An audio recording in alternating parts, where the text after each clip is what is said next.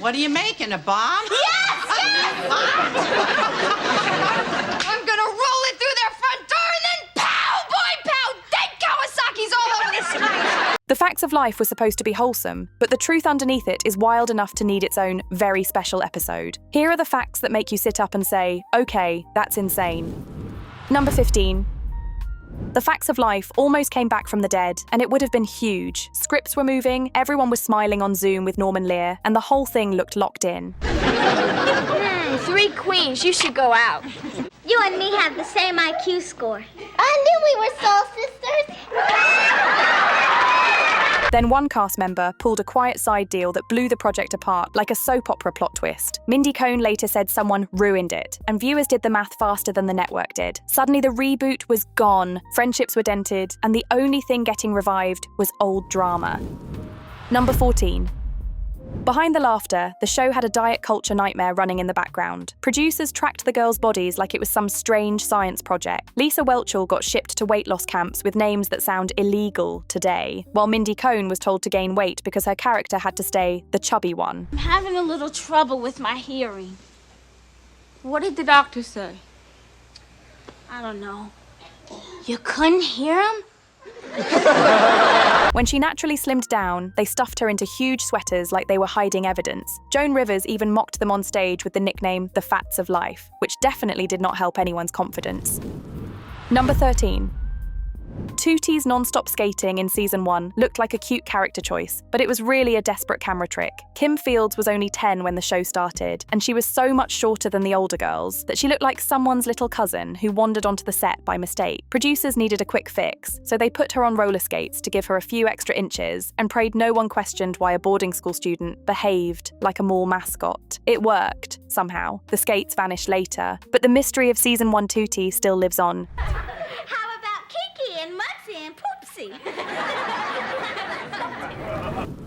Number 12. Cousin Jerry did more than surprise Blair on screen. She shocked the entire TV industry. Norman Lear discovered Jerry Jewell at an awards show and hired her because she was genuinely funny, not because he wanted to score points for representation. Hollywood had almost no disabled performers in recurring roles, and executives panicked that viewers would not accept her. Instead, she walked in, roasted Blair like it was her full-time job, and became one of the most memorable parts of the early seasons. She broke a barrier the industry kept pretending did not exist, and she made it look effortless, sharp, and a little dangerous. We'd have scores like about 70-5. One game, I even locked all their breaks and hit a home run. Hey, I'm a good bowler. I've had some high scores. Number 11. George Clooney's time on the show was already wild thanks to his heroic mullet, but the behind-the-scenes drama was even stranger. May I help you? Yeah, you know you got a big hole in your store. I know. We had a fire. A producer claimed he sabotaged a rehearsal in front of executives, so he was fired on the spot. The problem was that Clooney still had a valid contract, which meant the show had to bring him back whether they liked it or not. Imagine walking into work after being fired and everyone acting like they never had that conversation. What were you doing in Kuwait? I was working for an American company building hot tubs for Kuwaiti homes. You're kidding. He returned, did a few more episodes, and eventually escaped to much bigger things. It was Hollywood tension wrapped inside a sitcom haircut. Number 10. Mindy Cohn's entire career started because she wanted a break from class and maybe a free snack. We are so rank. Oh, yeah? Well, try this. You're so dumb. You can't spell IQ. She volunteered to help show the producers around her school, probably thinking it would be a quick detour before returning to homework. Instead, Charlotte Rae watched her talk, laughed at everything she said, and decided this stranger absolutely belonged on television. Rae pushed the writers to invent a brand new character just so Mindy could play her. What are you making, a bomb? Yes! Yes! I'm gonna roll it through their front door and then pow, boy, pow! Dead Kawasaki's all over the... One minute she was a student avoiding class, and the next she was Natalie Green on national TV. It might be the most successful donut-related decision in history. Number 9. This might be the strangest crossover in pop history. Mindy Cohn walked into a recording studio to hang out with Quincy Jones, and he casually told her to jump in the booth with Janet Jackson.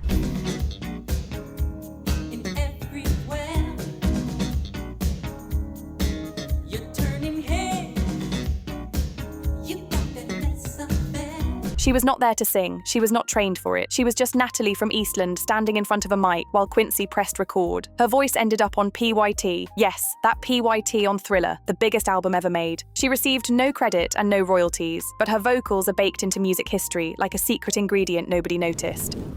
Number 8.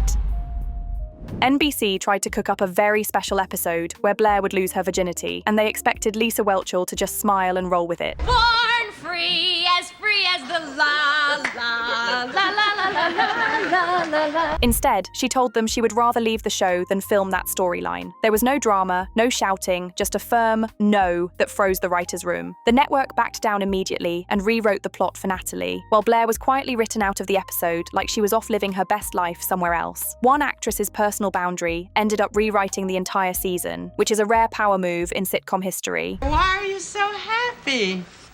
I'm getting a divorce. Number 7.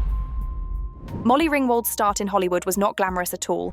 We're women, okay, Mr. Badley? Sorry, Molly. Keep forgetting. You're a woman. She joined the first season as one of the many Eastland girls, and no one warned her that the cast was about to be chopped in half. She walked into work expecting another day on set, and instead learned she had been fired because the producers wanted older stories. Oh, count me out. Nobody's judging me on my cleavage.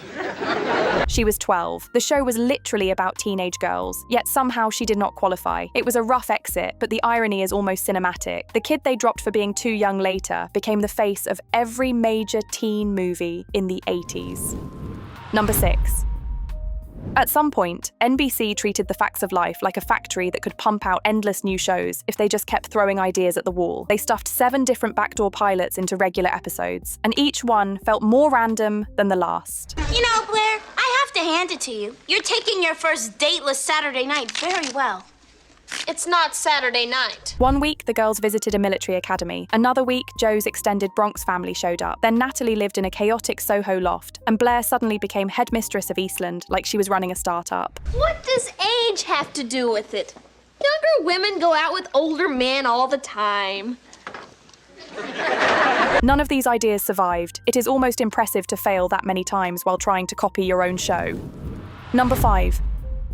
The Drummonds never really left, even after Mrs. Garrett packed her bags and moved to Eastland. Oh, it's all a simple misunderstanding. One of those crazy things you don't plan on. Arnold, Willis, Kimberly, and even Mr. Drummond drifted into episodes like sitcom spirits who refused to cross over. They had no reason to be there, yet they appeared in the doorway with a joke or a problem as if they still lived down the hall. It created this strange feeling that Different Strokes was haunting the spin-off, popping in every time NBC feared viewers might forget the original show existed. No, that's interesting. To think sometime in Eastland history, a girl named Susan Burkham read these same pages. I'm studying. It was less shared universe and more, surprise, we're back again, deal with it. Number 4.